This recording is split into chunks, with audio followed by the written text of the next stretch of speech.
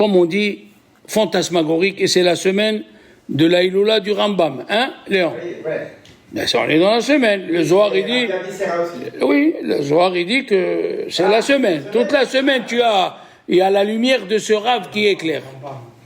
Alors, les Admourim, ils ont dit, celui qui a un problème, qui prend de l'huile d'olive, il le passe sur son front, et il dit, Bisrout à Rambam, je vais guérir. Et il prend cette huile d'olive, et qu'il la donne à quelqu'un qui va en Israël, sur la tombe du Rambam, il allume avec, et il guérit. Ah oui, monsieur, c'est Goula. La Torah, elle a dit, Verapo yerapé. Ça veut dire, il faut le guérir. La Torah, elle a dit, d'ici on apprend qu'un docteur, il a le droit de guérir la personne. Mais, il y a écrit Verapo yerapé. Il y a le dagesh. Alors que, quand Dieu, il guérit, c'est écrit Ki ani Hashem, Rov Echa, il n'y a pas Rope Echa. Ça veut dire quand Dieu guérit, il reste aucune trace. Mais quand les médecins guérissent, avec les médicaments, ça reste quelque chose. Ils ont dit les Admourim, celui qui a le Rambam à la maison, c'est une ségoula, c'est un trésor pour avoir de l'Aïrat Shamaim à la maison. Maintenant, regardez le début de la paracha. Les commentaires que je vais vous amener, ils sont vraiment, je ne sais pas d'où ça sort. Vaïdaber Elokim El Moshe. Qu'est-ce que c'est le mot Elokim? La rigueur. Rachid dit, il lui a parlé. Elokim, comment tu dis que j'ai fait du mal à ce peuple? Après c'est écrit, Vaïdaber Elokim El Moshe Vayomer Elav Ani Hashem. Qu'est-ce que c'est Ani Hashem Yud Kevavke? C'est Vidat Arhamim. Il y a l'élève de Ari Akadosh. Il s'appelle le Shach à la Torah. Le Shach à la Torah. Il avait 10 élèves, mon fils. Ari Akadosh, il avait 10. Un, c'était Rabbi Mordechai Cohen, il a écrit Shach à la Torah. Et lui, il a dit, regarde, Vaïdaber Elokim. Elokim, la Gimataria 86. Vayomer Elav, Dieu lui a dit à Moshe, Ani Hashem. Ani Hashem 87. Ça veut dire que dans chaque fois que tu vois qu'il y a de la rigueur, mais en vérité, dedans la rigueur, il y a la miséricorde. Qu'est-ce que tu m'as dit, toi, Moshe? Tu m'as dit, depuis que je suis venu chez Pharaon, il leur a augmenté le travail. Et pourquoi il leur a augmenté le travail? C'était pour raccourcir les 210 ans. Et lui, il n'a pas compris. Aïe, aïe, aïe, aïe. Chaque chose qui t'arrive, tu fais rentrer, tu dis, Hachem, dans ce que j'ai, Yamidat Arahamim. Comment on appelle ça dans le Zohar? Mituk Adinim. C'est quoi? L'adoucissement. Il a dit, et moi, Nochi Besara, Haleseo va Chabedeo. Ah, voilà. Si tu fais rentrer la Midat Arachamim, tu dis que tout ce que Dieu il me fait, c'est pour le bien. Hein? Ah, c'est le Rav de Brisker. Maintenant, écoutez, comment elle dit la Gemara? Nahum Ishgamzo.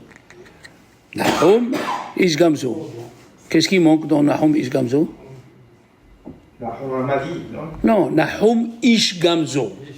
Oui, Nahum, il s'appelait Gamzo. Pourquoi on l'appelait Nahum Ishgamzo? Parce qu'il disait Gamzo le Tova. Alors pourquoi la Gemara elle dit Nahum Ishgamzo? Où il est le Tova? Tu as compris? C'est la question qu'il a posée un grand Rav. Nahum Ishgamzo. Mais il manque l'essentiel. Il a dit Nahum Ishgamzo. Gamzo, qu'est-ce que ça veut dire Gamzo? Il faisait rentrer la miséricorde dans ce qu'il avait. Alors ça devenait les Tova. Pour ça que la Gemara a dit Nahum Ishgamzo. Mais continue. Gamzo les Tova. Non. C'est lui qui faisait rentrer la Midat Arahamim dans la rigueur qu'il avait. Les enfants, le Ben Ish Chai dit dans la paracha de la semaine, Hov, c'est une dette ou un mal. Hov, la Gemataria, c'est combien? 16. Et, hein? Hov, Het, Vav, Bet. Hov, j'ai dit Hov. Combien ça fait Hov? 16. Et il dit, et combien ça fait Tov? 17. Ah! À chaque fois que tu as un Hov, à chaque fois que tu sens que tu es mal, fais rentrer le Tov dedans. Ah, c'est pas joli ça? Exactement. Il a dit, avec ça, on peut expliquer le Teilim, c'est écrit, et David Amelech, il a dit, En ose tov, en gam ehad. Qu'est-ce que c'est en ose tov? Il n'y a personne qui fait du bien. Il a dit, en gam ehad, personne ne fait rentrer le 1 dans le hov. Hov, on a dit c'est 16. Et si tu fais rentrer ehad, tu ajoutes 1, ça fait 17. Regardez, le 1, on vient de parler du 1. On a parlé du 1 maintenant. Gaulé, c'est quoi Gaulé? Oui, Gaulé, c'est quelqu'un qui hier, en diaspora, il va d'un endroit, Gaulé, mimakom, les makom. D'accord. Faire rentrer le Aleph, ça devient comment? Faire rentrer le Aleph, ça devient Géoula. Tu as vu? Malgré que la galoute, l'exil, c'est quelque chose de très difficile. Tu voyages d'un endroit à l'autre et tout ça, mais si tu fais rentrer le Ehad, si tu dis que c'est pour mon bien, ça devient Géoula. Comme ça, il dit le Rav Mikobriner. Le Rav Mikobriner. Il a dit, Rabbi David Lelover. Rabbi David Lelover, son petit-fils, Rabbi Elimir Biderman, il a raconté, si un monsieur il tombe dans un puits, oui, un puits profond. Admettons, aujourd'hui, il y a ceux qui descendent. Non, ceux qui descendent dans les cavernes en bas. J'ai oublié comment c'est. Merci, monsieur, tu vois. Spéléologue. Qu'est-ce qui les sauve à spéléologue pour remonter à la surface? C'est le cordon.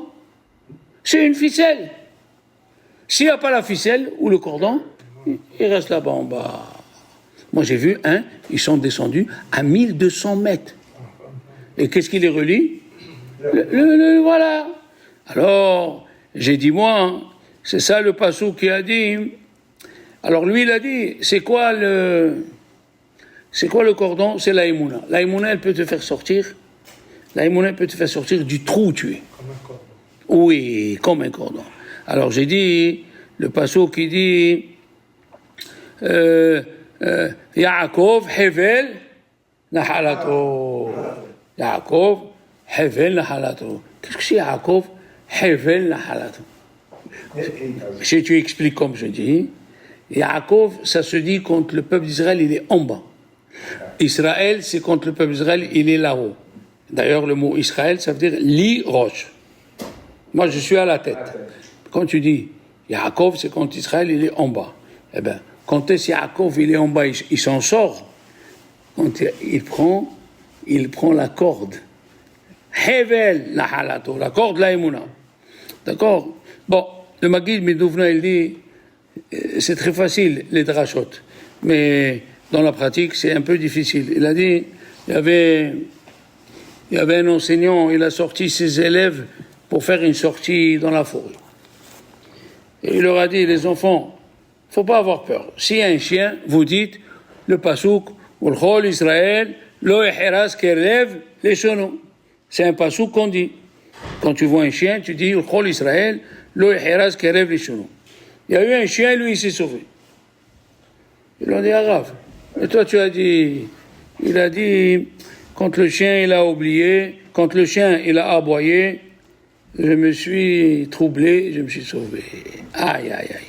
Qu'est-ce qu'il dit Rashi? Rashi, il dit, Vaïdaber Hashem el Moshe le mort. Oui, va era el Avraham el Isaac era.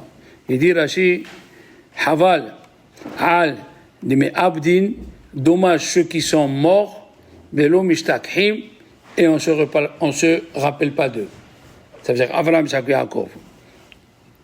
Ils ont eu des épreuves. Et ils ont tenu.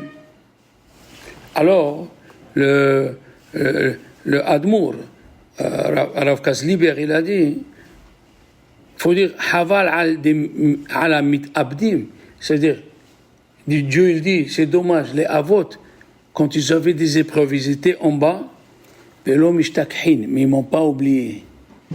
Ils m'ont pas oublié. Et toi, tu dis pourquoi j'ai fait du mal au peuple d'Israël. Eh oui, malgré qu'ils sont descendus. Ils sont descendus de Madrigot avec la Emouna, le Hevel, la Halato, ils sont montés. Alors, qu'est-ce qu'il a dit Moshe à Dieu? D'abord, Moshe, les enfants d'Israël ne m'ont pas écouté. Comment il va m'écouter Paro? Il a dit Rashi, ça fait partie des 10 Kalvahomer qui sont dans la Torah. Mais tous les commentateurs ils disent, c'est quoi ce plus fortresse? Il y a écrit que les enfants d'Israël ils n'ont pas écouté Moshe Velo Shamuel Moshe, mais Avoda Kasha, Mikotzer ou mais Avoda Kasha. Parce qu'ils étaient des esclaves. Mais Paro, il était assis sur son trône. Comment tu compares le béni Israël avec Paro? Tout le monde pose cette question. Il a dit, pour sortir d'Égypte, qu'est-ce qu'il fallait? Il dit le Zohar, il fallait juste la Emouna dans la Géoula. C'est ça ce que Dieu leur a demandé. Il a dit, si les Juifs, ils n'ont pas la Emouna,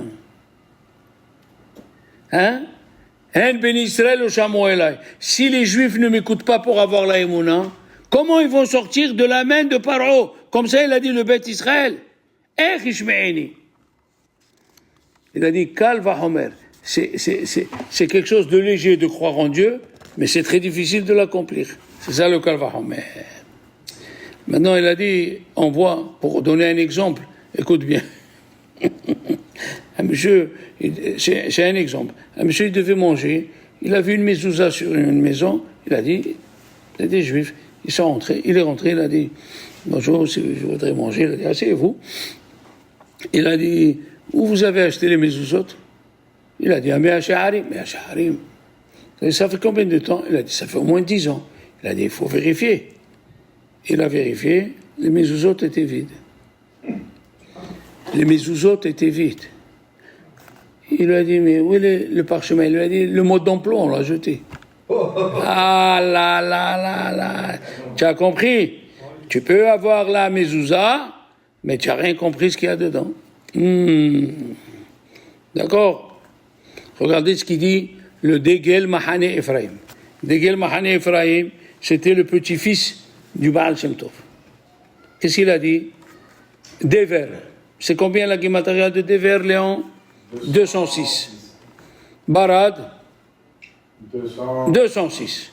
Et c'est écrit au Mikne Ben Israël, l'Omet Ehad, chez les Juifs, personne n'est mort. Il a dit pourquoi? Parce que dans le peuple d'Israël, il y avait la lumière, or. C'est combien or? 207. Ah, les Égyptiens, ils étaient 206, et faire entrer la lumière de Dieu, Ehad. Faire entrer la lumière de Ehad. D'accord? Le Maharsham, il a dit une question extraordinaire. Qu'est-ce qu'il lui dit Dieu à Moshe? Va devant Pharaon,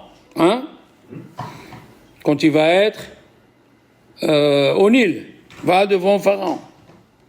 Et le bâton que tu avais dans la main qui s'est transformé en serpent, tu le prends avec toi. C'est quoi cette préface? Tu me dis, va chez Pharaon et dis-lui, Shalah et Ami. Qu'est-ce que c'est? Et prends le bâton qui s'est transformé en serpent. Et là, le Maharsham, il a dit, Shalom Mordechai mi Barshan, il a dit à Hidouche, waouh. Vous savez qu'il y a la Ayala, la femme de la gazelle. Quand elle veut accoucher, elle n'arrive pas. La Gemara, elle dit dans Baba Batra, elle n'arrive pas. Elle crie, elle pleure. Qui c'est qui vient? Un serpent. La Gemara, elle appelle Darkon. Aujourd'hui, Darkon, c'est le passeport. Dans la Gemara, il dit, s'il vient un serpent, il la pique dans son endroit, ce venin ouvre la matrice et elle accouche. Maintenant, quand elle voit le serpent, qu'est-ce qu'elle dit? Il va me piquer, je vais manger. Et en vérité, c'est le serpent. Il lui a dit, Dieu à Moshe Rabbeinu, va avec le bâton qui s'est transformé en serpent. Si Pharaon, il dit que, lui il a dit, c'est écrit, je suis un serpent. C'est le Nahash. Oui, Tanin. Il a dit. Oui, et qu'est-ce qui représentait sur son chapeau? Tous les pharaons? Un serpent. Et lui, il a cru que c'est pour faire du mal. Alors il a dit, Moshe Rabbeinu, Dieu il a dit à Moshe, c'est le serpent qui va vous sortir. Comme la Ayala. Comme la Ayala. Eh oui. Le Zera Shimshon, c'est un livre que celui qui lit, il a un problème, il le sauve.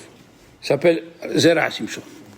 Il a dit, les Juifs, ils ont dit, dans la paracha de Be'alot Chaleon, Zacharnu et Daga, Asher Nochal Misraim Hinam. On s'est rappelé du poisson qu'on mangeait gratuitement. C'est quoi? Le Midrash, il dit, ils prenaient le poisson et le vendaient aux Égyptiens. Et maintenant, qu'est-ce qui s'est passé?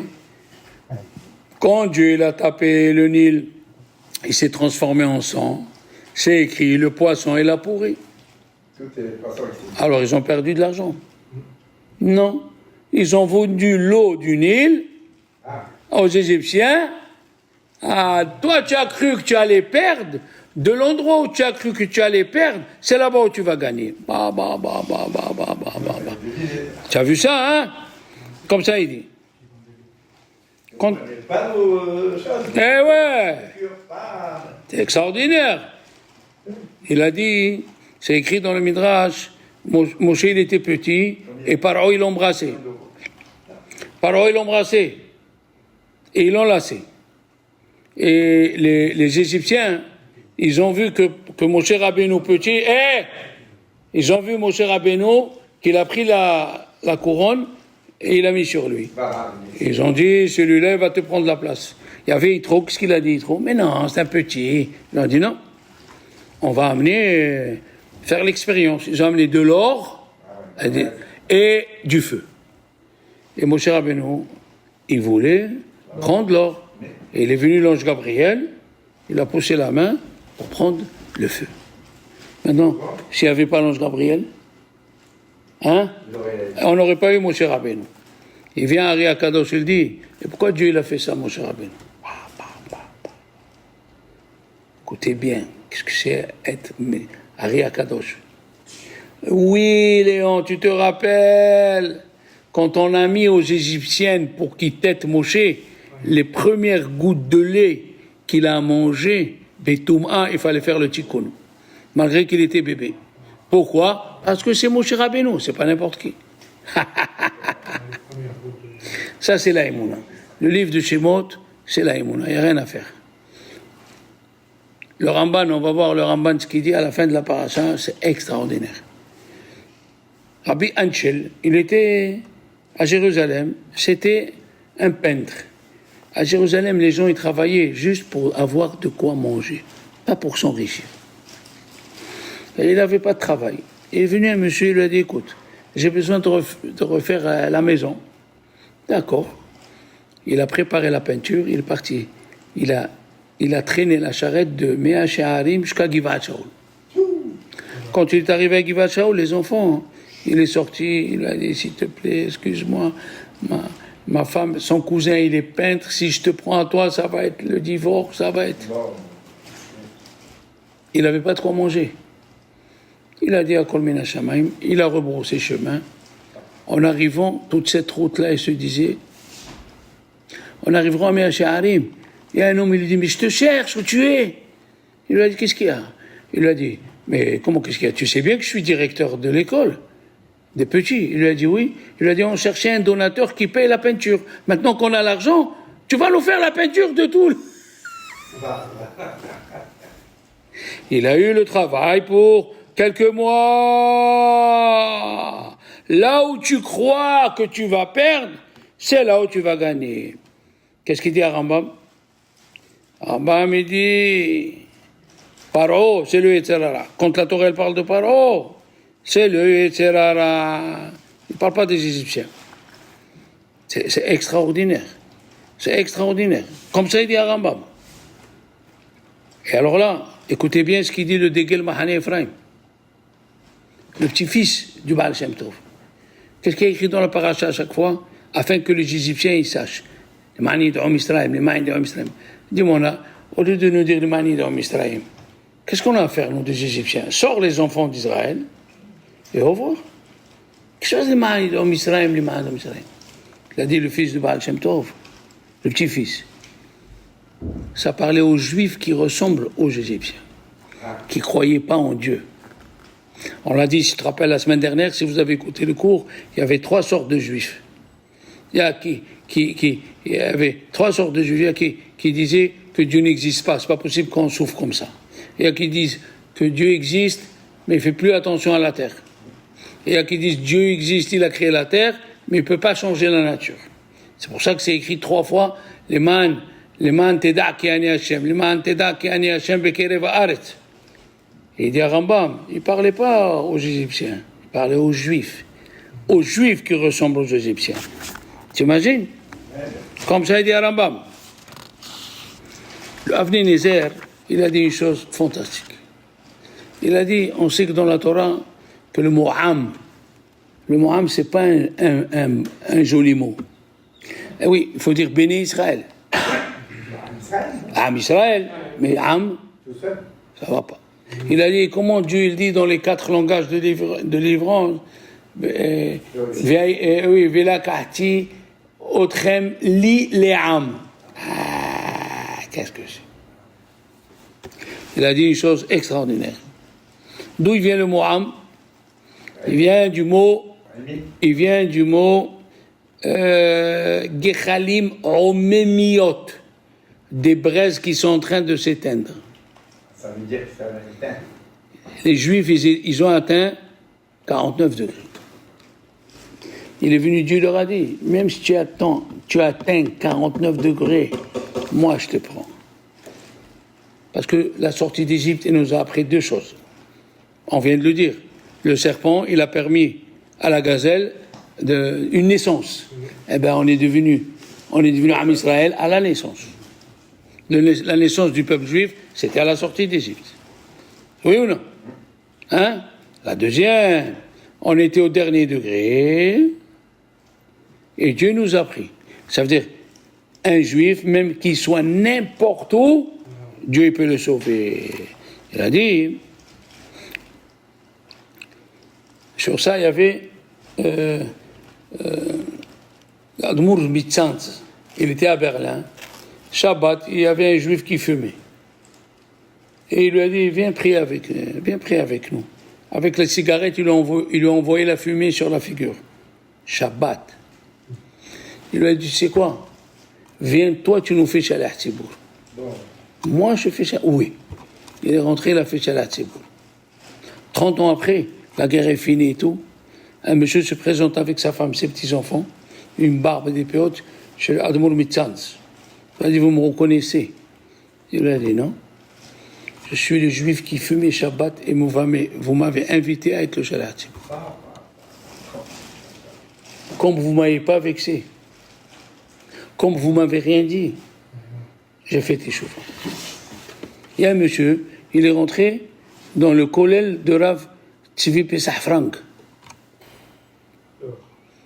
le gadol de Jérusalem, en short et en chemise courte.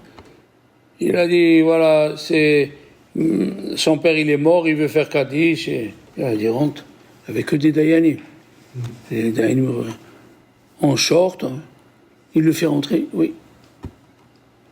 Le lendemain, il est venu avec le pantalon, il a changé de kippa. Il y a un monsieur qui s'appelle Haïm Mimoun. Il va des fois en Chine. Et il monte chez qui? Chez les Chabad. Et il a une table où il y a un monsieur qui fume et une femme qui est habillée, je n'ai pas besoin de vous dire. Après 2 mois, il est venu, il trouve le jeune homme avec la barbe, la kippa, et la femme la tête couverte. Il a dit au jeune homme, qu'est-ce qui se passe? Il a dit, écoutez, je viens, je mange, je paye rien du tout. Aucun ne m'a fait une réflexion. C'est pas possible. Je les vexe. À la sortie du Shabbat, C'est-à-dire, le vendredi soir, je fume, personne ne m'a rien dit. Je suis rentré à la maison, je suis fils unique, et mes parents, ils sont sortis de la Shoah. Donc, ils ne faisaient rien. Et j'ai commencé à dire à mon père, je ne peux pas venir manger chez toi si tu n'as pas une plata, si tu n'as pas le verre de kidouche. Et j'ai fait tchouva, moi et mes parents. Parce qu'ils m'ont pas fait de reproches. C'est pas facile. C'est pas... Rabbi Alexander Ziskinder, dans son livre, il a posé une question. C'est écrit Yaren Kerem Le'amo, Livni Israël Am Kerovo. Alléluia. Oui? Livni Israël Am, même si tu te considères comme Am, tu es Kerovo. Tu es de la famille de Dieu. Ah! Comme c'est écrit dans le prophète, Kir'uhu bioto karov. Appelez-le quand il est proche. C'est un vachama. Hazak Obaro. Qu'est-ce qui ne va pas dans le verset, Léon? Vous êtes intelligent. Répète. Kir'uhu, appelez-le. Et si il est à côté, il est pas en train d'appeler. Ah, et nous on lit le pasouk chaque année. Il est à côté. Qu'est-ce que c'est Kir'uhu bioto karov? Il a dit, le verset il te dit, appelle-le à Dieu, parce qu'il est assis à côté de toi. Toi, tu crois que tu es loin. Dieu, il est proche de toi. Aïe, aïe, aïe, aïe, aïe, aïe. Ari Akadosh, il a dit, on est arrivé à 49 degrés. Pourquoi il a attendu 49? Qui nous sort avant? Il a dit, Rabbi Abraham Azoulay, au nom de Ari, on a appris deux choses. Que depuis qu'on est sorti de la sortie d'Égypte, aucun juif n'atteindra le 50e degré. Deuxième, même si tu te sens au 49e, tu es toujours le fils de Dieu. Ah, bah. Et là, je vais vous dire un chidouche que jamais vous avez entendu. Ni moi.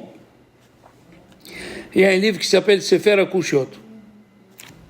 Il fait partie des Rishonim, c'est-à-dire il y a 8 siècles. Il a posé une question. Pourquoi les goïms nous traitent de chiens? Vous n'avez pas vu en Allemagne, il y avait les écriteaux interdits aux chiens et aux juifs. Ils nous traitent de chiens. Pourquoi? Écoutez bien. La Torah nous dit, Dieu nous dit, Bani matem lachem lokochem. Vous êtes des enfants à Dieu.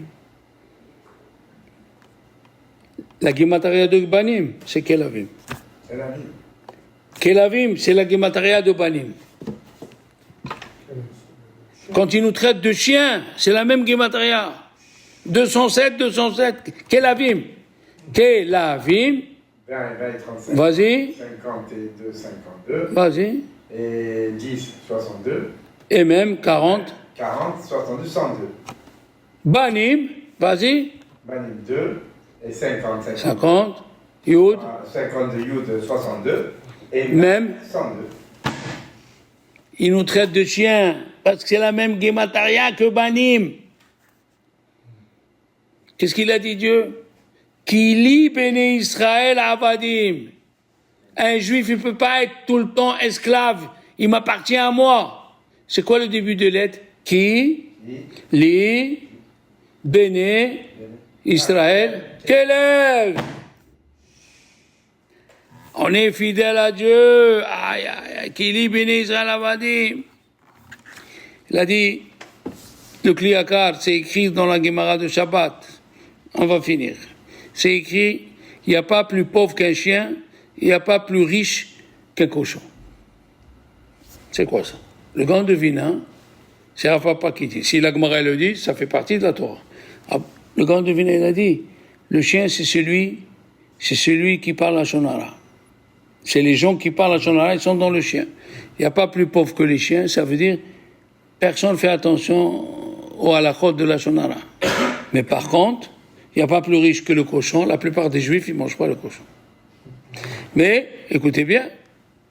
Aïe, aïe, aïe, aïe. Il a dit, le Kliakar dans le livre Ir Giborim, que ça veut dire qu'il n'y a pas plus pauvre qu'un chien. Ça revient sur les Juifs. On a dit que les Juifs, ils s'appellent chiens. Pourquoi? Elle a dit la Gemara parce que le chien, il mange pas beaucoup. Là où on va, on peut pas manger. Les Juifs, ils peuvent manger dans tous les restaurants. 1. 2. Même les choses qui sont permises, on peut les manger ou c'est cuit. On peut pas. Alors que les goïms, ils peuvent manger. Hein? Écoutez bien, je finis avec cette histoire-là, une histoire fantastique. Le Admour de Pressburg, il devait aller dans la ville de Cleveland. Il a pris l'avion de New York. Au milieu, ils étaient 9 personnes. Au milieu du vol, le pilote, le commandant, il dit, on est obligé d'atterrir. On a un problème technique. Ils ont trouvé un tout petit aéroport. Ils ont atterri. Maintenant, ils sont 9. Ils sont sortis, ils ont vu, comme c'est un petit aéroport, il y avait des champs, il y avait des gens qui travaillaient sur les champs. Il s'est approché, le Rav, il a dit, vous savez pas, s'il y a des Juifs par ici, on veut prier. Le monsieur à qui il a parlé, il s'est évanoui. Salut. Il lui a dit, qu'est-ce que tu as? Il lui a dit, moi j'étais un Juif de Williamsburg, à New York, très religieux. J'ai tout abandonné. Et hier soir, mon père, il est venu dans le rêve. Il lui a dit, on ne me laisse pas rentrer dans un Olam Haba si tu ne fais pas Kaddish. Il lui a dit, papa, oh, mon fils, moi, où on va trouver ici le minyan? Il lui a dit, moi, je t'amène 9 personnes et tu vas faire le Kaddish. Vous voyez que ça veut dire l'Ashgaha. Voilà, mes amis, comment Dieu fait attention à chacun. C'est pas beau, ça?